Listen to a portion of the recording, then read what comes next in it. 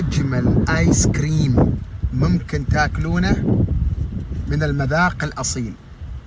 آيس كريم بيذام، المذاق الأصيل، ألذ. اسمع مني، ها اسمع مني، قول لا إله إلا الله.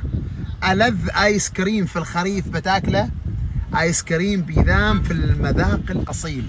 يا مخيني اشرح لنا وين المذاق الأصيل. خلونا اشرح لكم. امسك، خليني اشرح لكم مكان. هولد، امسك امسك. هذا دوار بوسعيد، مطعم بوسعيد، وهذا المسجد الجديد اللي في أتين. شفتوا المسجد اللي بعد سهل أتين؟ ما يجيكم مسجد عند المطاعم؟ خذ المسجد يمين وتعال سيده. هذا الشارع، هذا الشارع اللي طلعك جرزيز. عرفتوا المكان من وين؟ مطعم العودة وملحمة الوديعة ومين مطعم قبولي أتين. هذا هو المذاق الأصيل. أجمل آيس كريم، وعندهم شاهي اسمه شاهي شرياف.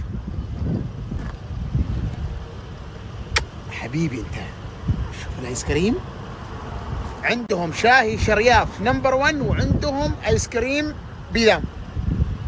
اودا شيك يا ابو ستار. هذا ما يتكلم، تعال. اي حد يجي تعالوا عند هذا وخلي يسوي لكم الصوص الصبار فوق الايس كريم. بس السلام عليكم.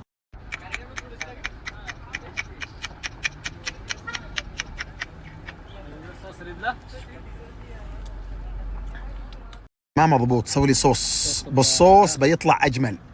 صوص الصبار بيطلع اجمل. شكرا شكرا شكرا. الله ايش هالحلوين هذول، حي الله بهالصلاله. توب ضحي توب ضحي.